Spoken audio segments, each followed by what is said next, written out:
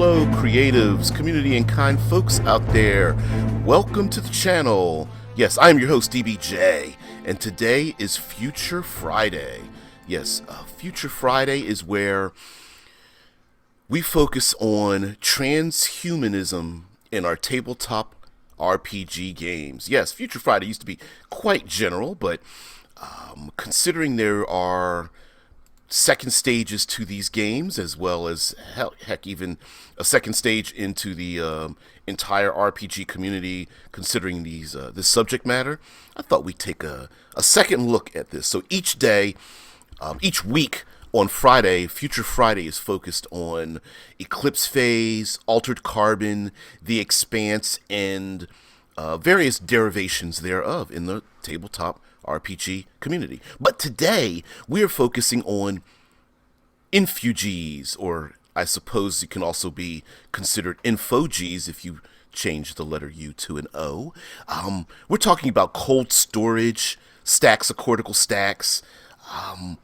What is that, and why would we even have it in our transhumanist tabletop RPG games, and what kind of adventures can we have with them? Okay, well, let's start out with let's get on the same page with a couple of definitions.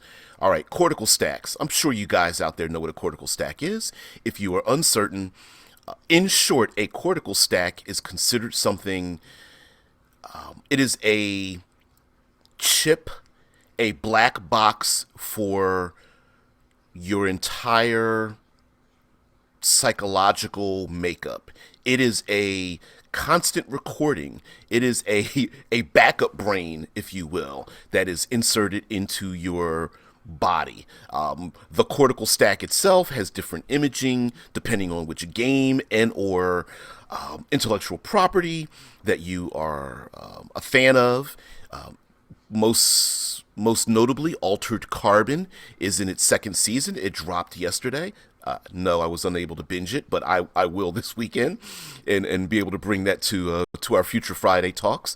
But the cortical stack is your backup brain. Now, the idea of an infugee is a combination of information and refugee. Now, while Altered Carbon doesn't necessarily go into this, there is a correlation between them all, in the sense that in the Eclipse phase background, in the Eclipse phase background, thank you, Deadman. Deadman says an infugee is semi-voluntary, and infugee is forced. And let's be honest, the two were kind of mixed together, or the line blurred quite a bit in the background of the Eclipse phase setting. So Earth was under attack. People had to escape through Titans, the Titan programs, sentient AI trying to wipe out humanity, as well as an exigent virus that was devastating the planet, and of course our own idiocy destroying the planet. People had to leave. The most cost-effective, fastest way to get the heck off the planet was to become digital information, to download your brain and beam it somewhere else off the planet. And those individuals, those infugees, hey, I really don't have a choice, but I'd like to leave with me and my family, and if we can go somewhere else and be downloaded and then have another maybe biological body to live in, hopefully a clone of myself, no big deal. Well, on paper that sounds really cool. It's like, oh, I get to beam my brain to Mars or Luna or one of the numerous moons around Saturn or something.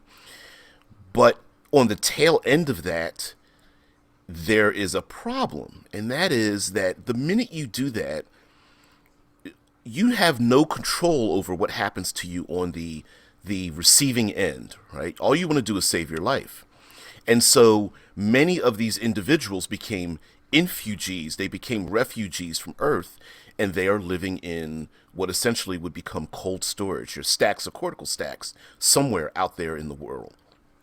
So now, the idea of someone being in cold storage, their brain downloaded into as a digital format and placed somewhere in a someone's back pocket, collecting dust in a closet, or being plugged into some form of virtual space, or literally sitting in a hard drive somewhere with a bunch of other people as downloaded pentabytes or yoctobytes or whatever they are. You guys understand what I'm saying, that there may be one or many people. Now in Altered Carbon, there's a very good example of this when Takashi Kovacs or Kovacs or whatever is literally kidnapped, unconscious, and his brain is downloaded into a system in which someone rents it to begin torturing him. And I think this is where let's go into how would humanity be in cold storage? Where would they be? And why would they be in cold storage? A question that was posed to the creators of Eclipse Phase was like, well, why would we bother even saving humanity in cold storage when we have the technology to design AI to do the exact same jobs humanity would do if you took them out of cold storage? In other words, why bother saving basically untrained refugees who have no status in this future world, wake them up out of cold storage, insert them into a computer system or into a synthetic robot or into a biological body to, what purpose would there be? They have no value, right? They have no current skills, right? Why would we do this? All right, well, first of all, we have to consider the condition of the refugees in the first place. Now, blending Eclipse Phase and Altered Carbon, a refugee can have any kind of status. They could be a criminal who, a person commits a crime, their biological body is put in storage, their brain is then downloaded and separated. Maybe their biological body is rented out to other people, as we saw in the television show, or maybe their biological body is purchased by someone else, and this individual, through law enforcement, is put on cold storage.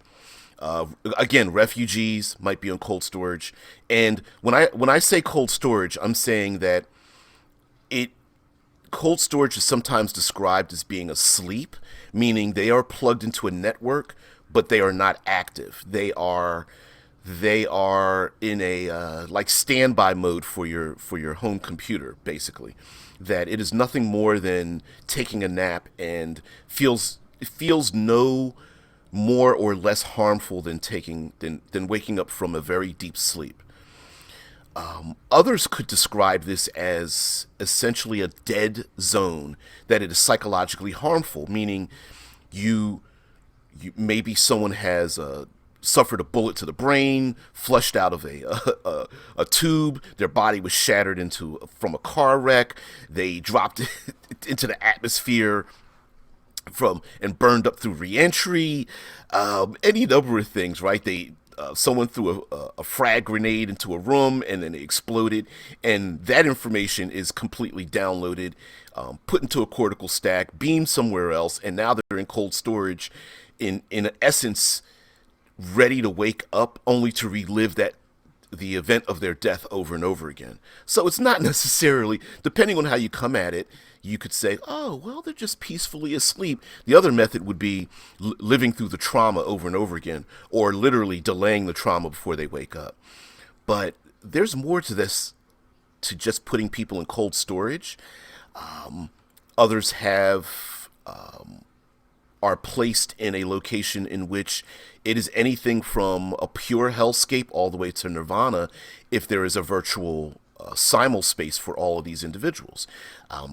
If any of you guys know Dead Man Tesla, if you're aware of the moon, I believe it's Jupiter, where there's an entire society of people who are nothing but digital information living in virtual reality. And as a matter of fact, because of the processing power, many of them are able to just make copies of themselves and live multiple lives in multiple virtual realities, experiencing multiple lives as they then recombine their emulated personalities back into one.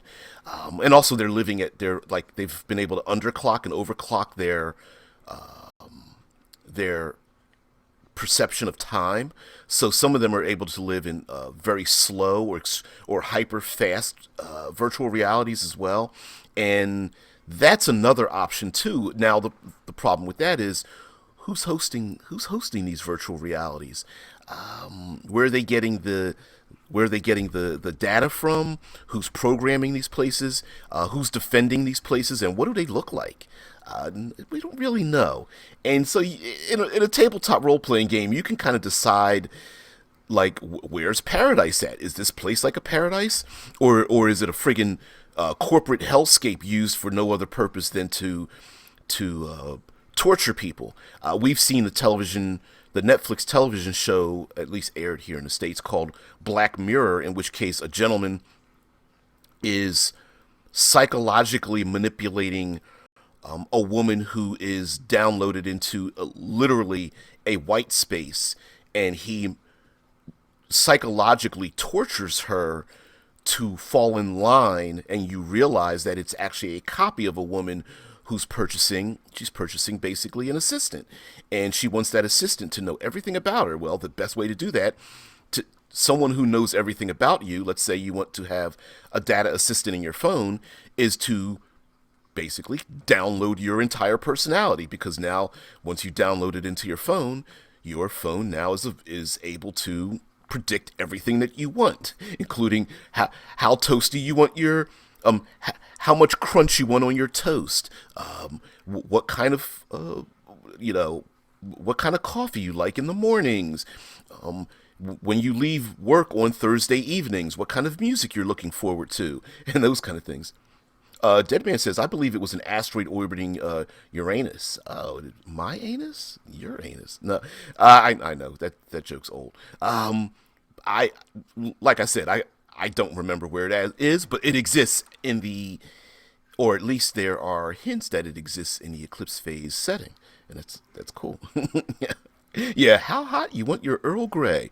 Earl Grey hot, but quite interesting for the person who's not going through the torture to go, I'll just download my personality, no big deal. It'll just be my operating system that's going to help me out and predict the things that I want and set things up the way I want them. And then you have this individual whose job is to psychologically torture this digital information who is yourself.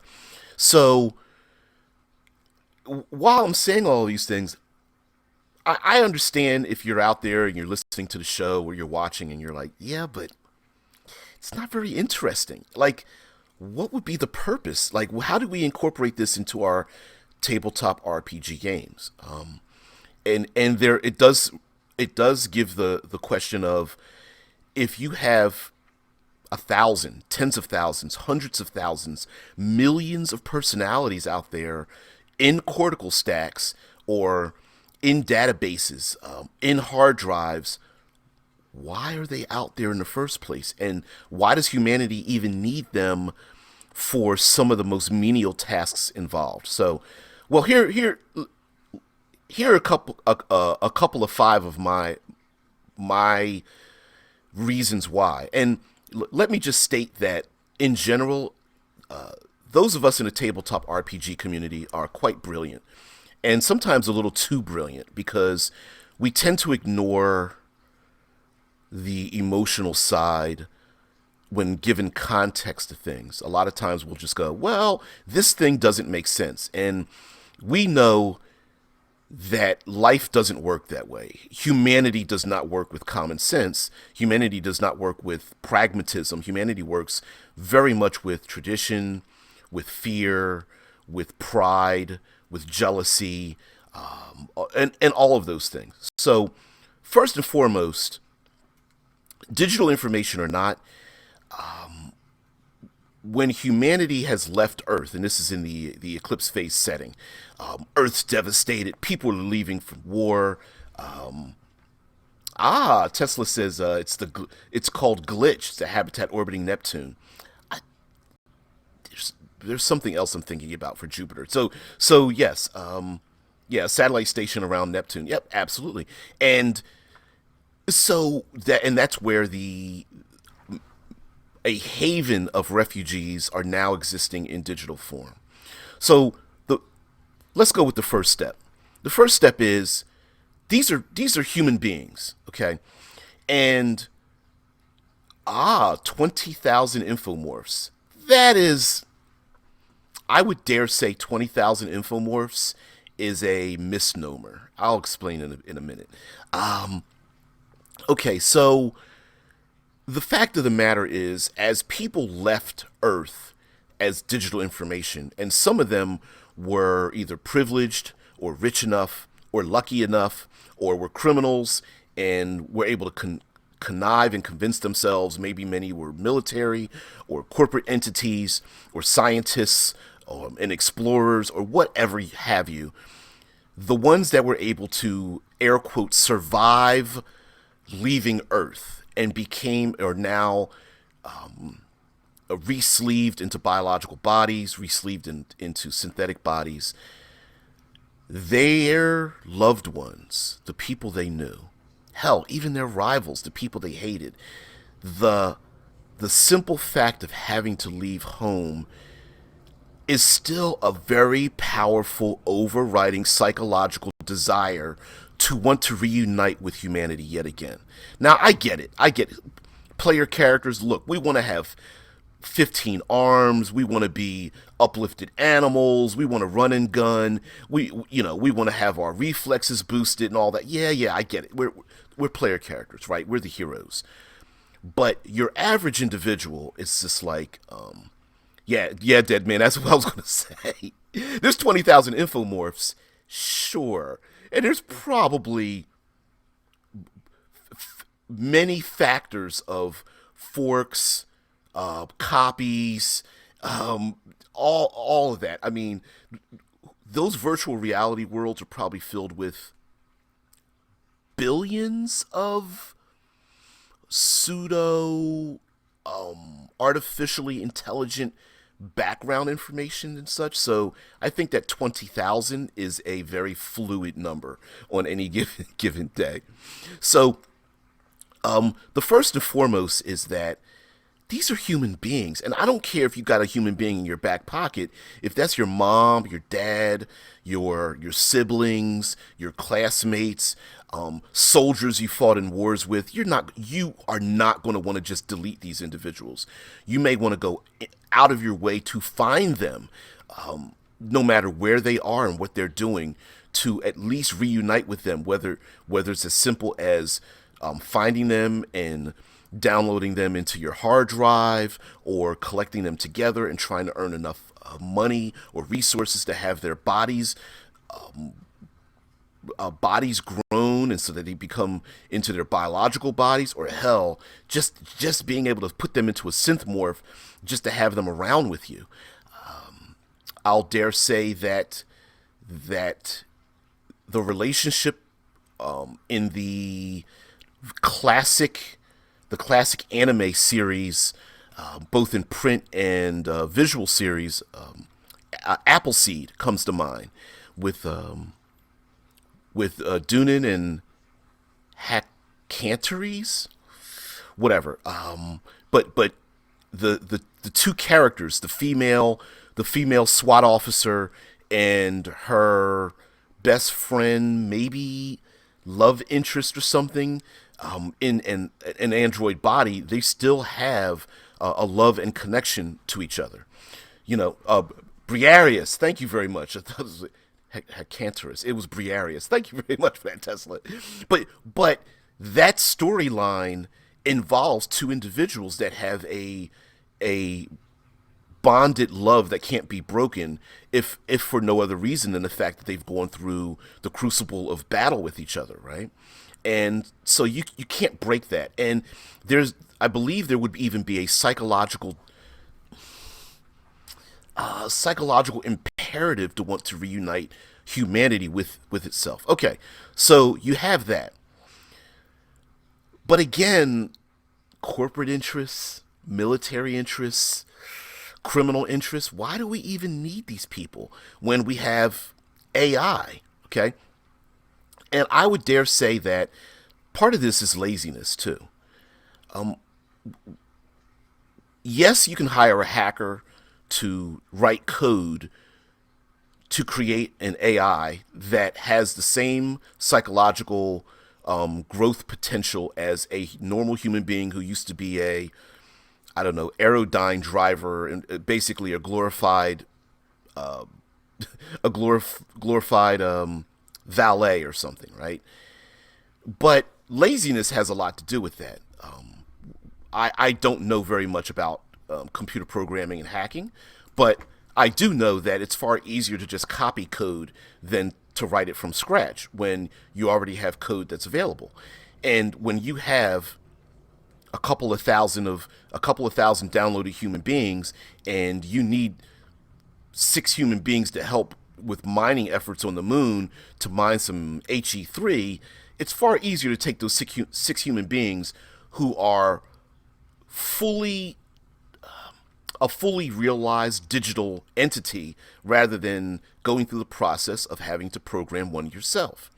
Now, you could spend a little bit of extra resources to perform some psychosurgery to trim out some of the bad parts of those individuals, but even then, you might even not have to do that. Uh, there's also, I dare say, and that's my second reason. Okay, so my first reason is humanity. That we, despite being digital information, we love humanity. We are social creatures. Pinnacly, we are social creatures. We love people. And now we love people to overlord over them. We love people to pat us on the back. We love people to find out to measure our genitalia against. But we love people, whether it's for good or bad. But we love them.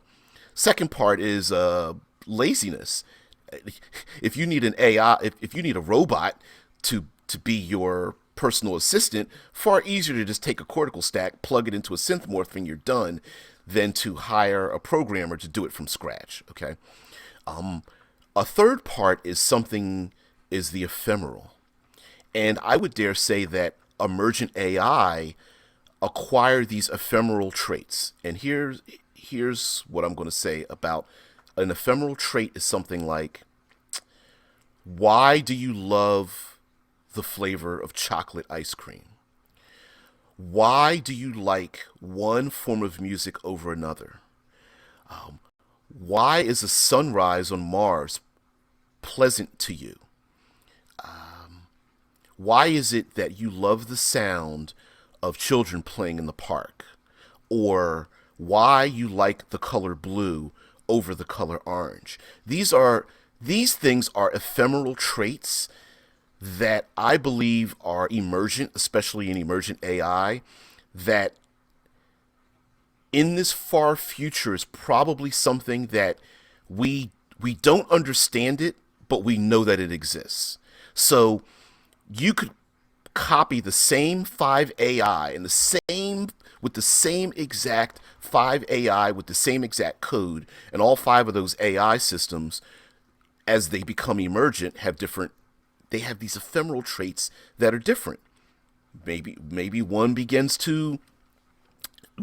is in love with tap dancing, and another one loves old style comic books, and there's no reason for it. And yes, technology says, well, this is a thing that exists, and we understand it exists, but they probably aren't able to. They don't understand where it comes from. So why are ephemeral traits important? Well, ephemeral traits are important because sometimes you need people's opinions about things. You need people to taste wine and smell perfume and design buildings. Artistry, in all of its senses and forms, is something that is, you can't measure it, but people know it when they see it. And sometimes you need a crowd of people to tell you whether the thing you're doing is pleasant or not. Now you can go the other way and go. Sometimes you need people to know whether the thing you're doing is harmful or not. You know, and so I would dare say that you need humanity to let you know. Sometimes we want to be judged on our legacy. We want to be judged on our words and our deeds. And there's no way to quantify something that is very subjective. And so you need humanity to be very subjective. Ricker says in D&D terms, I like to think of it like 99% of all people in the game world are like level 1. 99% of the remaining 1% is level 2 to 5, and 99% of that remaining percent, 1% is 6 to 10th level, etc. Point being that PCs are not the norm, and it helps to point it out in perspective. Absolutely. Yeah, and Deadman's like, don't forget the level zeros. Yeah. So here's another thing, right? So here's number 4. And you bring up a point about, basically level 1 individuals are just hanging around, and they're not very, okay, how do I say this? They are not player characters, right? But in a high-tech society, how easy would it be to hyper-advance someone who's digital information to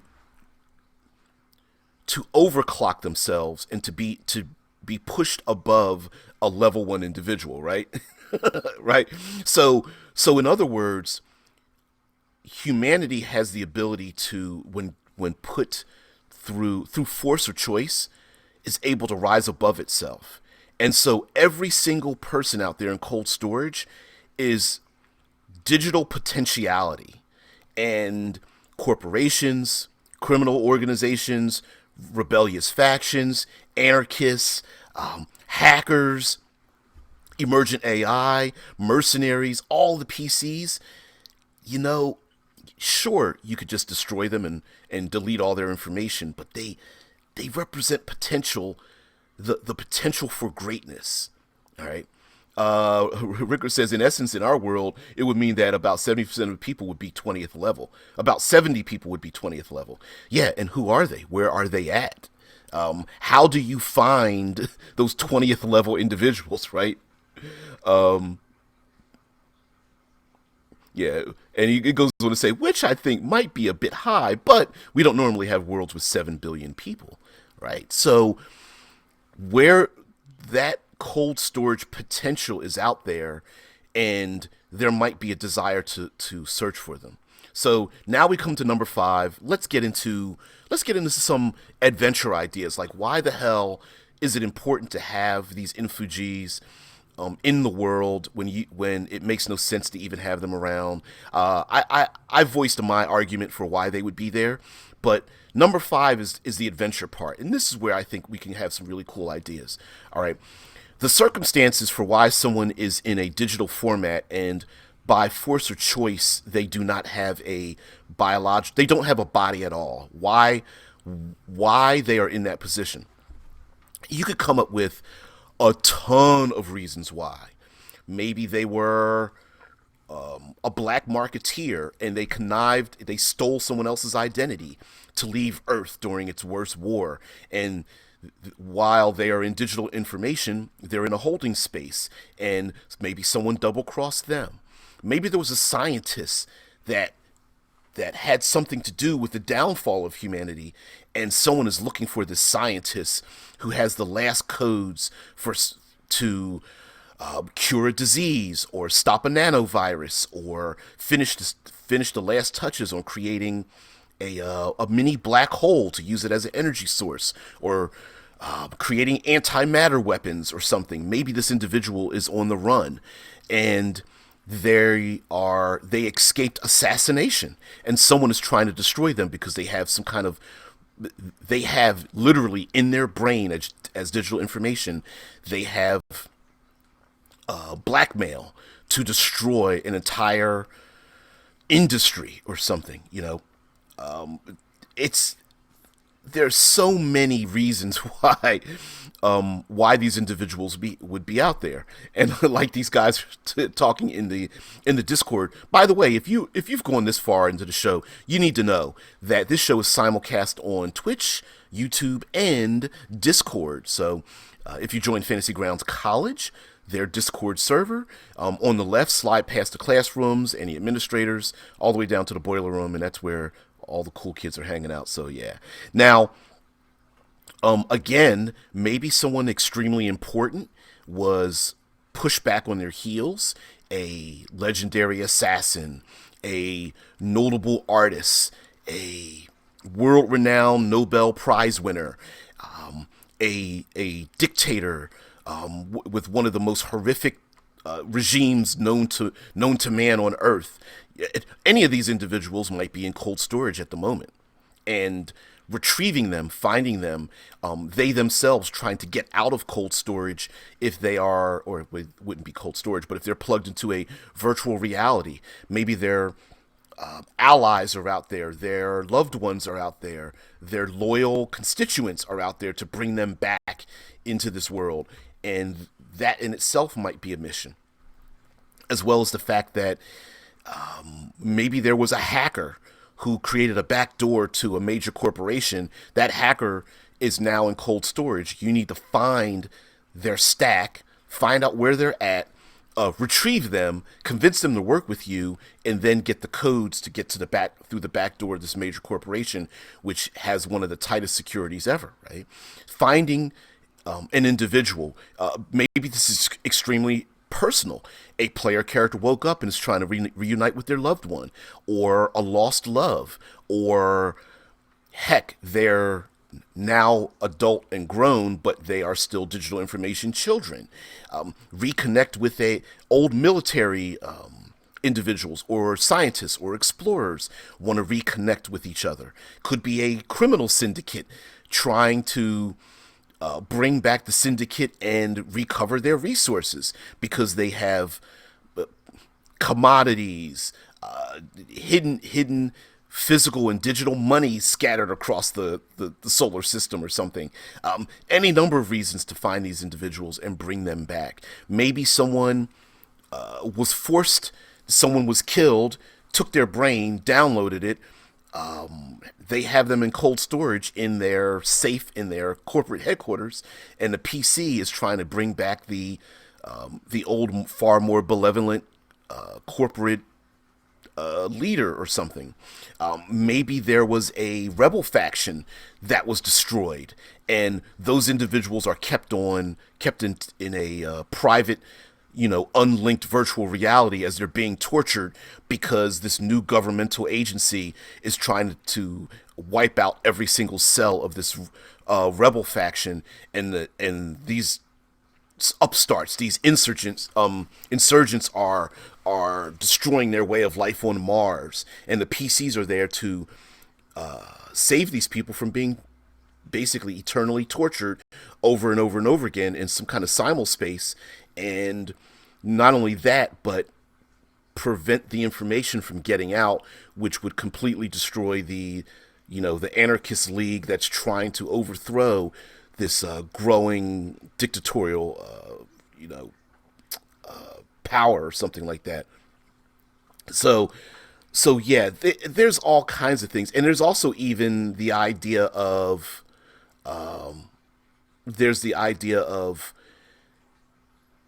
lost information that can only be gained because of the people who have the memories that support that information.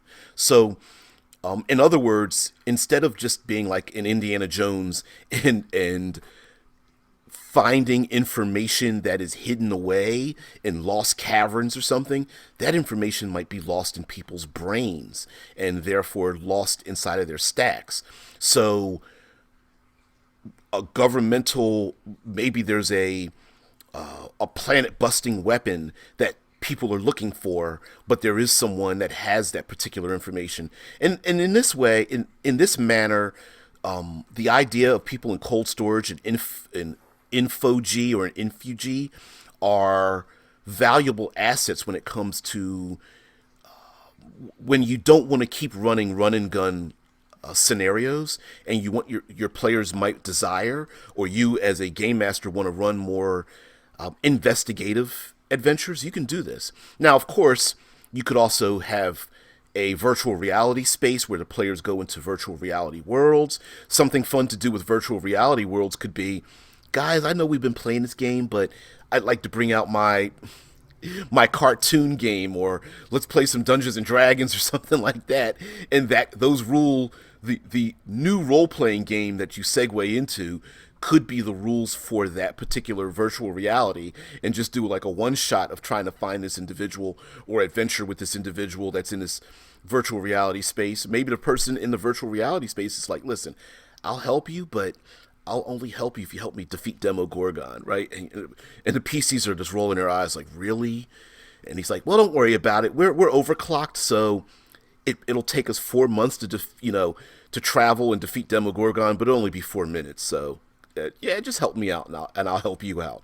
And so maybe that might be a little bit of a funny aside, or it could be pretty serious if you want to play something like 1920s Call of Cthulhu in virtual reality before segueing back into Altered Carbon or Eclipse phase or something like that. It's a good excuse to do that as well. Now, as far as the investigative part of this, there's also the idea of reinstantiating someone's memories. So this is a hard pill to swallow. I talked about this when it came to Death versus Loss on the last Friday, Future Friday episode. This is the idea that the player character thinks that they are who they are, but they aren't who they are. That they are trying to recover their lost memories, and their player character is just a fragment. They are the fork of themselves.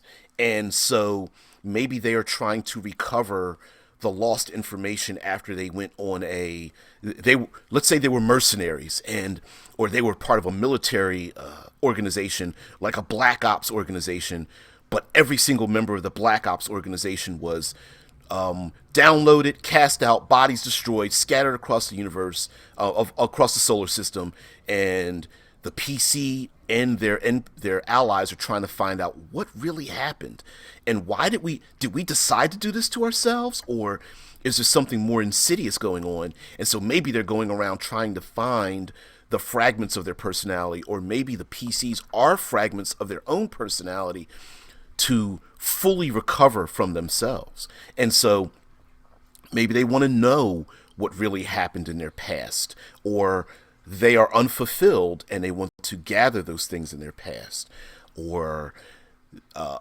player character has a loyalty to a loved one, and they are trying to reunite their family, whether it's their own family or the family of a loyal member of their military band, right? And they're like, look, I made a promise to watch out for you kids and your parents, and hey kids, guess what? I found out where your parents are at. They're on cold storage in the belt. I got to get to Mars first, but I'm gonna bring them back together. I promise to do this for you, and that's what I'm going to do. So that may be an issue. Also, here's another thing, and this is a gamified, very meta, specifically meta gamified thing. A player character could suffer so much psychological harm in game that to recover from that psychological harm, they might go on a mission to find a backup of themselves previous to them suffering the psychological sanity loss that they've suffered so far. So, for example, the player character might have fallen on a frag grenade, got shot in the back of the head, got their arm ripped off by some kind of biological mutant. They were also flushed into out of an airlock, and so on and so forth, right? They drank something that became an exogen virus that was a chest buster, and they've got all this death and destruction. Like they wake up in cold sweats, dying over and over again, and they're like, psychosurgery's not helping. I gotta get to my old backup. And so maybe there's an old backup brain of themselves. Sure, they won't remember those last missions, but whatever. At least they won't be waking up with cold sweats and being unable to you look around every corner and see shadows of their own death, and that might be a way to re-instance this. Now, as talking about these cold storage and ideas and stuff, player characters might be in cold storage for quite a bit of time as well. You can play with Joe's like doors and corners. Yep. You might not want to. What you don't want to do is I'm a an opponent of closed doors and blocked corners, meaning you really don't want to have any role playing game at all where there's no way out for the player characters except one destination. And Eclipse Phase, Altered Carbon, Transhumanist games have really eliminated the idea that death has finality. In the game, death is not finality. Yes, your character can become unusable, driven insane. Your cortical stat could be in a location which is unable to be retrieved. Your cortical stat could be in someone's back pocket from one of your enemies, and one of your enemies has your cortical stack on their desk as they laugh because they've gotten the last laugh.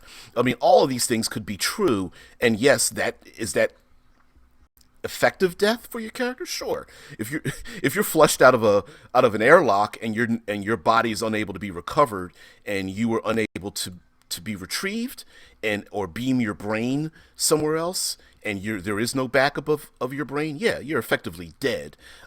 Although technically you're not if someone's able to maybe find you in about 4 months when someone was able to find the beacon that was attached to your cortical stack sending out a signal or something like that. Yep. And like Rickard says, unless you have remote storage, there is remote storage available. You can, what is it? Your brain is beamed through a neutrinos link. It's basically a one and done. So if you go on a suicide mission just before you take those flechette rounds to your face, you could beam your brain to a safer location or maybe an orbiting satellite, or I believe there's even remote drones that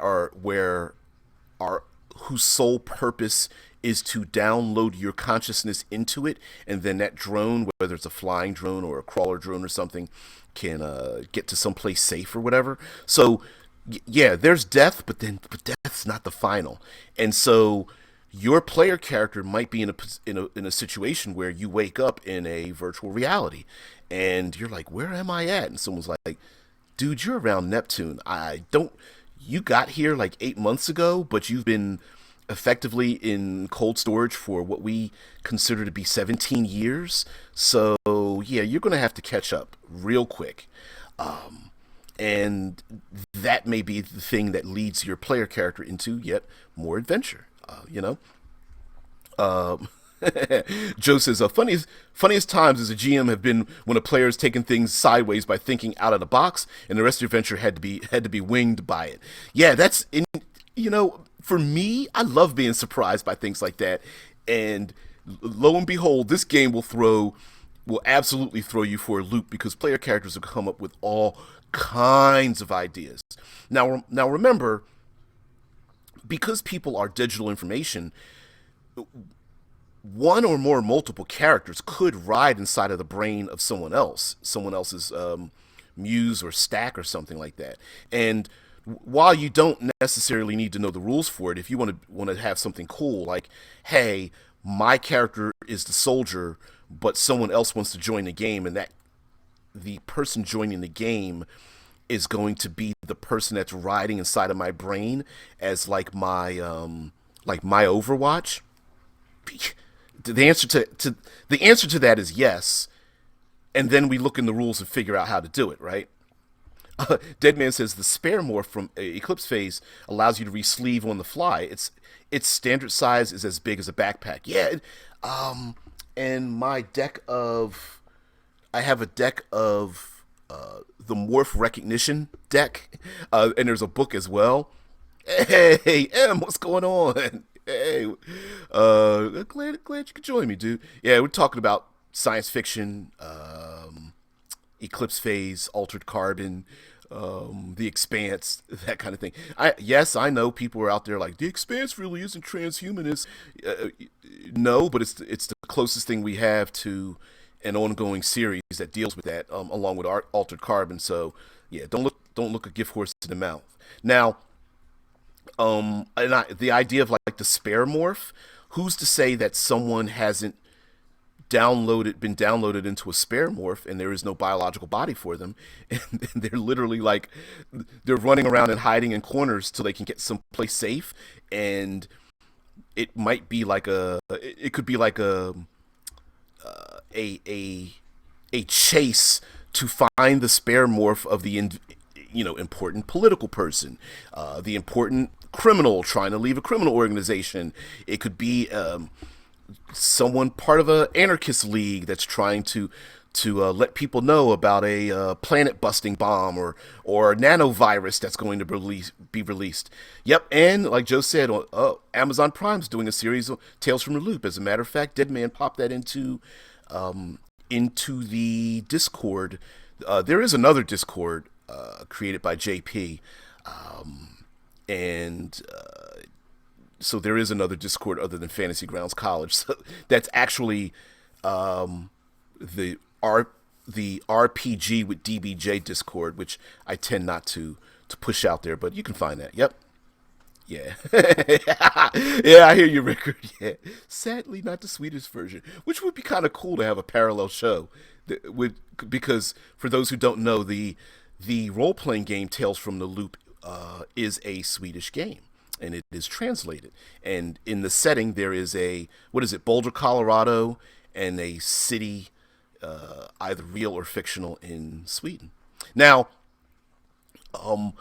with so many people in your world, possibly on in cold storage, there's a desire to want to have those people basically, air quotes, brought back to life. Now, it's up to you to decide how prevalent and how much fidelity a virtual reality space is. Meaning, like, if a virtual reality space is basically pure nirvana, why would anybody want to live in a biological body? So, along with the ephemeral traits that I talked about before, there might not be any rhyme or reason why some people are better able to handle their new high-tech situation than others. For example, there may be some people who are slowly being driven insane simply by being in a digital form, right? They have no body and they just can't handle it. There's no technology knows that they are being driven insane. They just don't know why some are being driven insane and others are perfectly fine, right? We maybe there's just no way to know that. Much like some of us like vanilla ice cream, some like chocolate. We know that as a subjective fact. We just don't know why that's a subjective fact. Yep, and Rickard says, yeah, all the original art was depicting Sweden. Yep, the U.S. version came later. Yeah, and as a matter of fact, the role-playing game came about because of the artwork of Tales from the Loop. Yep. Yeah, Joe says a robot will protect you. Deals with the VD addiction. The VR. I don't know, the VD. Anyway, but yes, the it may be necessary for people to escape cold storage simply because they are slowly being driven insane, right? Meaning, like, player characters who are in synthetic bodies, the player characters that are in those bodies are comfortable there. Not everybody's going to be that way. What is it called? Dysmorphia? Even today, there are people who are in their own biological bodies who are suffering from body dysmorphia. They are not. Their brain and their body do not mesh together. And when you start adding high technology in there, the same might be true. So despite having a super, super detailed, high fidelity virtual world in which people are living 100 lifetimes, there's going to be a section of that population that's like, I everywhere I look, it's just fake. I can tell it's fake. I know it's fake. Yes, I can feel the warmth of the sun and the rain, and yeah, it looks real, but I just know it's not real. Much like we see CGI in movies. Some people it doesn't bother them. Other people see the uncanny valley, and so those people desperately want to be downloaded back into a biological body. And who's to say that biological body is the one they were born in? Some people have to absolutely positively live in an exact copy of their own body, down to the little scars and bumps and things. That's the only way they can live, and that might be a normal. That might be the norm, not the exception in this transhumanist world. There might be others who are like, you know what, the moment I can get, like you're kind of bringing up there, Joe, like the moment I can get into a robotic body, the better I'll feel. Maybe it's a psychological crutch as well. Some people may feel that the universe is moving too fast around them, and being in a synthetic body is like a psychological protection for them. I know the outside world won't hurt me. I won't be cut. I won't be broken.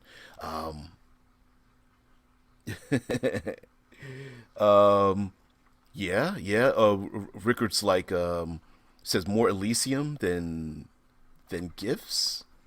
Is that what you're referring to? It might. We have a limitation on the things we can and cannot do for the people in our really, Kitty? We have a limitation. Ghost in the Shell. Yeah, yeah. Try not to use acronyms. Yeah, yeah. It could be that like the talking about the movie Elysium and the animated Ghost in the Shell. In our present day, we have a limitation because we don't have the technology to fully realize and give people the physical bodies they most certainly desire, or that they are most comfortable in, which might be two separate things, right? But even today, there are people who desire to turn themselves in. There's a person that tried to turn themselves into a cat by overly manipulating their body, by splitting their tongue and getting the cleft lip and the whiskers and all that kind of stuff. It wouldn't be too hard to grow a biological body that's half man, that is a bipedal feline, and maybe that person would be most comfortable that way. Maybe someone feels comfortable in a Nova crab or a dragonfly synth morph, or a doll morph that is able to alter their gender through just through mental thought and a little bit of biological manipulation, and change their gender day to day, hour by hour, or something like that, right? I mean, that's a real thing. Oh yeah, that's right. There is the live action. The I forgot about that movie. Yeah, the live action Ghost in the Shell. Now, with the adventure part, the tabletop version of going after these individuals that are digital information, it's up to you as to where they're located, how much security there is, how the hell you find them. Meaning, like, are there devices that can scan for these individuals? Is there a database of refugees that left Earth? Is there a corporate? Are they just listed by corporate numbers in the index database for these indentured servitude individuals? Maybe there are people working. The corporations in the inner system are able to bring these people out of cold storage, and they now have to work off the money spent to bring them out of cold storage and give them a physical body, whether it's a synthetic body or a biological one. So finding that individual, because now that individual has been re-sleeved, maybe their desire is, please don't save me, please don't kidnap me out of my situation. I'm working off the debt so I can get my family out of cold storage. And so that can even complicate an adventure. You're not just looking for the scientist, you're looking for the scientist, and the scientist is like, I'm not working with you until you get my family out. Because if I leave, my family's under threat by whatever faction there is or something. There also could be the idea of someone famous is like, listen, I need to hire you guys to investigate because there are like 6 copies at least of me floating around being sold on the black market, and like I'm a rich Taylor Swift wannabe, and I'm gonna pay you to delete all the other Taylor Swift copies so other people don't have me as their plaything, in their basement or something, plugging me into their soft core synthetic pod or something like that, whatever, in their basement and stuff. So that also can be a rather funny but truism, especially if a scientist that has the key to make antimatter weapons is like, I can't let this information get out. And then someone copies the scientist's brain and is like, ooh, yep, Elvis. How many Elvis sightings would there be? Plenty. A ton of, it's like, every time you turn around, there's like an Elvis running. And the thing is, you could have different Elvises too. There's the sitting on the toilet Elvis. There's the peanut butter and banana sandwich eating Elvis in jeans and tight shirts. There's the sequence outfit Elvis. There's the singing of gospel songs Elvis. Yep. There's old fat Elvis, and not only are there copies or even stitched together copies of Elvis' personality, there's also people running around with their own personality inside of bio Elvises, Elvises, which is his own weirdness as well, right? Every person that's addicted to Kanye West and Elvi, Elvises, the Elvi. Oh, it could get so ridiculous. How funny. How funny. So yeah, you know, you could even have a theme park filled with people. Now, okay, I got to end the show on a dark note cuz listen, we got to get real dark here. Come on. Imagine, if you will, a habitat, a playground of sorts, a dark theme park where rich people, you gotta have the rich Methuselahs, okay? And they are using people and their cortical stacks, putting them into bodies for the sole purpose of that theme park, and using them to hunt them down, to torture them, to kill them over and over, and maybe, just maybe, a virtual reality space. Yeah, the meths. Yep, the Methuselahs. That's an altered carbon. They're called meths, and they are people who have lived far beyond the age at which our present day would be dead in our present day. 186, 367 years old.